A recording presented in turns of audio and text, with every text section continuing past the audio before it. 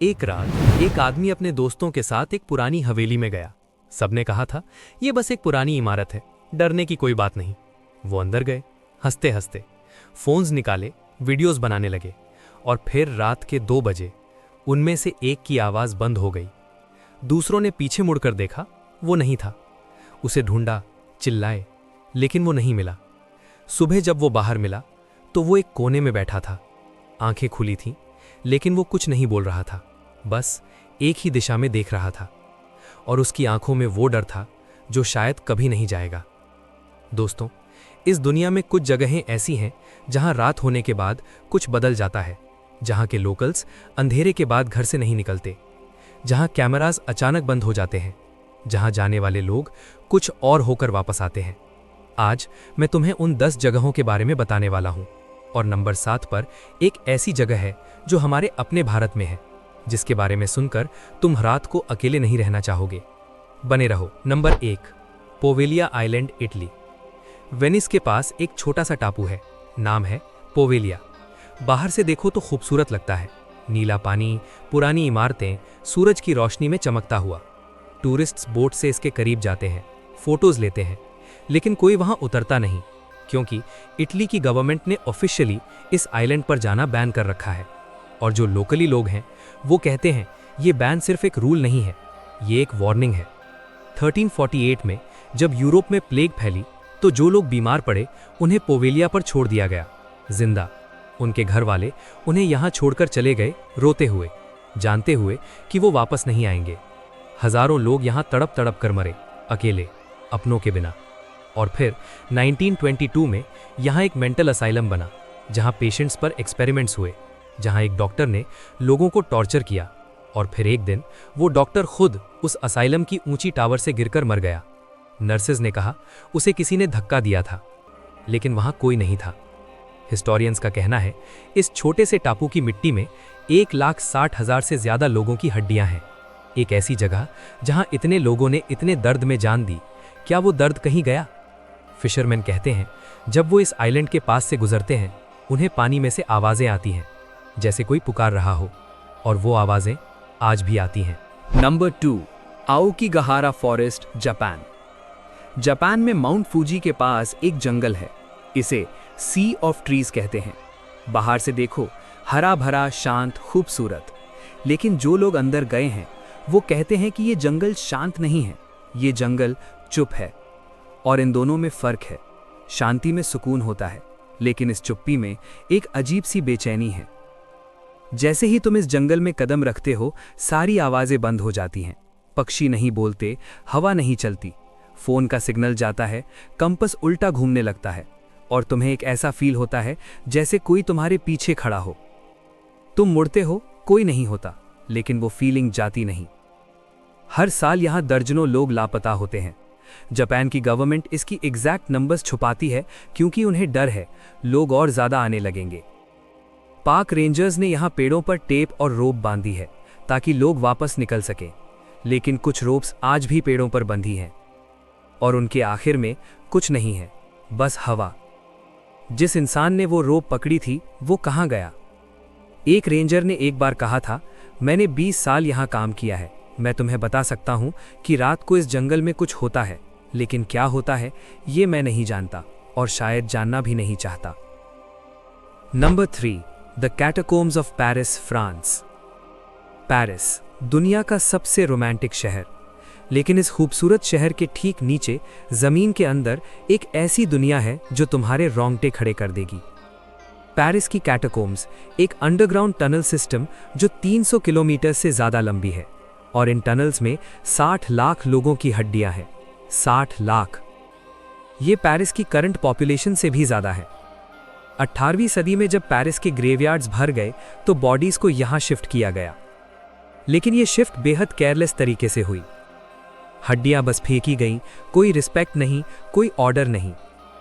जो official tunnel है वो टूरिस्ट्स के लिए है, लेकिन बाकी 300 किलोमीटर्स वो अंधेरे में है, और लोग जाते हैं। ऑफिशियली बैंड है, लेकिन जाते हैं। कुछ वापस आते हैं कंप्लीटली चेंज्ड। एक आदमी जिसका नाम कभी रिवीव नहीं हुआ 1793 में टनल्स में गया। उसका कैमरा पूरे टनल्स में फुटेज रिकॉर्ड कर रहा था और फिर अचानक कैमरा गिरा और उसकी आखिरी फुटेज में वो दौड़ रहा था, किसी से डर कर। कैमरा वहीं पड़ा रहा, आदमी आज तक नहीं मिला। वो फुटेज आज भी इंटरनेट पर है और वो फुटेज देखकर तुम खुद डिसाइड करो वो किससे डरकर भाग रहा था। Number 4, Eastern State Penitentiary, USA. Philadelphia में एक पुरानी जेल है, 1829 में बनी। नाम है ईस्टर्न स्टेट पेनिटेंशियरी।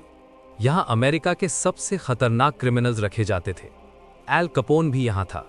लेकिन जो चीज इसे एक ऑर्डिनरी जेल से अलग बनाती है, वो यहां का पनिशमेंट सिस्टम था। यहां सॉलिटरी कन्फाइनमेंट को एक साइंस की तरह यूज किया जाता था। प्रिजनर्स को महीनों, कभी कभी सालों अकेले एक छोटी सेल में रखा जाता था। कोई बात नहीं, कोई इंसान नहीं, बस 4 दीवारें और अंधेरा। इंसान का दिमाग इतना अकेलापन सह नहीं सकता। लोग पागल हो गए, कुछ ने खुद को हर्ट किया, कुछ बस टूट गए। 1971 में ये जेल ऑफिशियली बंद हो गई, लेकिन विजिटर्स और वर्कर्स रिपोर्ट करते हैं ये जेल आज भी जीती है। गार्ड्स को सेल्स में शैडोज दिखती हैं, कैकलिंग आवाजें आती हैं, कैमरे अचानक बंद हो जाते हैं। एक सेक्शन है सेल ब्लॉक 12, जहां कोई अकेले नहीं जाता, क्योंकि जो वहां अकेला गया वो कहता है कि उसे फील हुआ जैसे किसी ने उसका हाथ पकड़ा हो, एक ठंडा गीला हाथ। जब उसने नीचे देखा कोई नहीं था, लेकिन उसके हाथ पर उंगलियों के निशान थे। लेकिन अब तक जो आपने सुना वो इतिहास था। अब जो आने वाला है वो सिर्फ कहानी नहीं है। लोग आज भी वहां जाते हैं और कुछ लेकर वापस आते हैं। नंबर 5, होया बाचियू फॉरेस्ट, रोमेनिया। रोमेनिया में एक जंगल है, होया बाचियू। इसे वर्ल्ड्स मोस्ट हॉन्टेड फॉरेस्ट कहते हैं। और ये टाइटल यूं ही नहीं मिला। यहां जाने वाले लोगों के शरीर पर अचानक स्क्रैच मार्क्स आ जाते हैं जब वो बाहर निकलते हैं, बिना किसी रीजन के। कुछ लोगों को अचानक नौजिया होती है, एंग्जाइटी होती है, एक जगह जलन होती है जैसे किसी ने छुआ हो। 1968 में एक मिलिट्री टेक्नीशियन एमिल बार्नेया ने यहां कुछ ऐसा देखा जिसने उसे हिला दिया। उसने तुरंत कैमरा निकाला और फोटोज ली। वो फोटोज आज पैरानॉर्मल रिसर्च में सबसे ज्यादा स्टडी की जाने वाली इमेजेस में से हैं। लेकिन जो चीज मुझे सबसे ज्यादा डिस्टर्ब करती है वो ये है, जंगल के बीचों बीच एक परफेक्टली सर्कुलर क्लियरिंग है, एक गोल घेरा जहां कोई पेड़ नहीं उगता। साइंटिस्ट्स ने मिट्टी टेस्ट की, नॉर्मल है, सनलाइट आती है, सब कुछ ठीक है। फिर भी उस सर्कल में सैकड़ों सालों से कुछ नहीं होगा, जैसे वो जमीन किसी और दुनिया की हो। लोकल्स कहते हैं वो एक डोर है जो कभी कभी खुलता है। और एक 5 साल की बच्ची यहां गायब हुई थी। 5 साल बाद वो वापस मिली, बिल्कुल वैसी ही, एक दिन भी नहीं बढ़ी थी। उसने कहा मैं तो अभी गई थी। Number 6, Winchester mystery house, USA. California में एक घर है, नाम है विनचेस्टर मिस्ट्री हाउस। और इसे देखकर तुम्हें समझ आएगा कि डर इंसान के साथ क्या कर सकता है। विनचेस्टर राइफल की कंपनी की मालकिन 1881 में उनके पति और बच्चे मर गए। वो टूट गईं। एक साइकिक के पास गईं। साइकिक ने कहा जितने लोग विनचेस्टर राइफल से मरे उनकी आत्माएं तुम्हारे पीछे हैं। अगर बचना है तो घर बनाते रहो, जब घर बनना बंद होगा तुम मर जाओगी। और सारा ने मान लिया। 38 इयर्स तक रात दिन कंस्ट्रक्शन होती रही। घर में 160 रूम्स बने, लेकिन इस घर का लेआउट पूरी तरह से बिजार है। स्टेयर्स हैं जो सीलिंग में जाकर खत्म होती हैं, डोर्स हैं जो खुलने पर सीधे दीवार से टकराती हैं, विंडोज हैं जो दूसरे रूम्स में खुलती हैं। कोई फ्लोर प्लान नहीं था, कोई आर्किटेक्ट नहीं था। सारा खुद रात को सियांस रूम में जाती थी और कहती थी कि आत्माएं उन्हें बताती हैं कि अगला रूम कैसे बनाना है। 1922 में सारा की मौत हो गई, कंस्ट्रक्शन रुक गई और अब ये घर एक म्यूजियम है जहां टूरिस्ट जाते हैं। लेकिन जो वर्कर्स रात को यहाँ रहते हैं वो सब एक ही बात कहते हैं। रात के 3 बजे जब सब सो जाते हैं, घर में फुटस्टेप सुनाई देती हैं, ऊपर से नीचे, नीचे से ऊपर, जैसे कोई कंस्ट्रक्शन चेक कर रहा हो। जैसे सारा अभी भी यहाँ है, अभी भी बना रही है। Number 7, Bhangarh fort, Rajasthan, India. और अब वो जगह जिसका मैंने इंट्रो में जिक्र किया था। राजस्थान के अलवर जिले में एक किला है, भानगढ़, इंडिया की सबसे हॉन्टेड जगह। और ये सिर्फ लोगों का कहना नहीं है, आर्कियोलॉजिकल सर्वे ऑफ इंडिया, जो इस देश की सबसे क्रेडिबल गवर्नमेंट बॉडी है, उसने ऑफिशियली इस किले के बाहर एक बोर्ड लगाया है जिस पर लिखा है, सनसेट के बाद और सनराइज से पहले इस किले में एंटर करना मना है। ये एक गवर्नमेंट वार्निंग है। सोचो, सरकार खुद डरती है। भानगढ़ की कहानी 17वीं सेंचुरी की है। एक तांत्रिक सिंघिया को राजकुमारी रत्नावती से प्यार हो गया। वो जानता था कि राजकुमारी उसे कभी स्वीकार नहीं करेगी, तो उसने ब्लैक मैजिक का सहारा लिया। राजकुमारी को भेजे जाने वाले परफ्यूम में उसने एक जादुई इत्र मिलाया, लेकिन राजकुमारी को पता चल गया। उसने वो इत्र एक पत्थर पर डाल दिया। पत्थर तांत्रिक की तरफ लुढ़का और उसे कुचल दिया। मरते वक्त उस तांत्रिक ने श्राप दिया, इस पूरे शहर में जो भी है वो इस जिंदगी में वापस नहीं आएगा। अगले ही साल मुगल आर्मी ने भानगढ़ पर हमला किया। राजकुमारी और हजारों लोग मारे गए और वो शहर तब से वीरान है। लोकल्स कहते हैं रात को किले से आवाजें आती हैं, औरतों की हंसी, घुंघरुओं की आवाज, और जो पत्थर उस तांत्रिक पर गिरा था वो आज भी वहां है, वैसे ही जैसे कोई उसे हटाना ही नहीं चाहता। क्या तुम कभी यहां जाओगे रात को? Number 8, the Stanley hotel, Colorado, USA. Colorado के रॉकी माउंटेन्स में एक होटल है, नाम है द स्टैनली होटल। ये वही होटल है जिसने स्टीफन किंग को इतना डरा दिया था कि उन्होंने इसी से इंस्पायर होकर द शाइनिंग लिखी।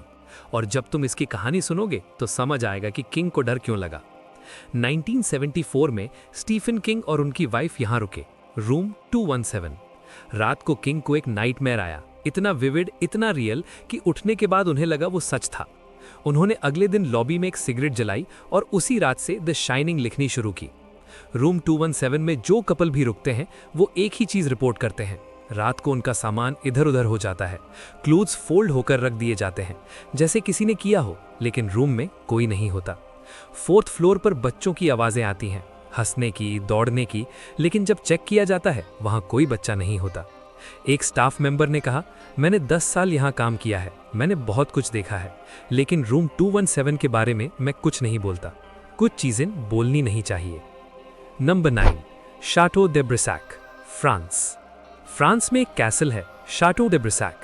ये फ्रांस का सबसे ऊंचा कैसल है, 7 फ्लोर्स, 204 रूम्स और एक ऐसी रेजिडेंट जो सदियों से यहाँ है, जिसे लोग ला दाम वेर्थ, द ग्रीन लेडी कहते हैं। 15वीं सदी में इस कैसल के मालिक जेक्स दे ब्रिजे को पता चला कि उनकी वाइफ शार्लेट का किसी और से अफेयर है। उस रात उन्होंने शार्लेट और उनके लवर दोनों को मार दिया।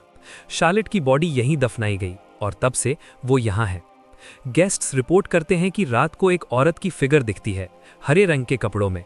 वो चलती है, रूम्स में जाती है, लेकिन जब लाइट जलाओ वो नहीं होती, सिर्फ एक ठंडी हवा होती है। कैसल के एक स्पेसिफिक रूम में जहां शार्लेट मारी गई थी, आज भी टूरिस्ट्स एक अजीब स्मेल रिपोर्ट करते हैं। गाइड्स कहते हैं ये शार्लेट का परफ्यूम है, वही परफ्यूम जो वो उस रात पहने थी 500 साल पहले।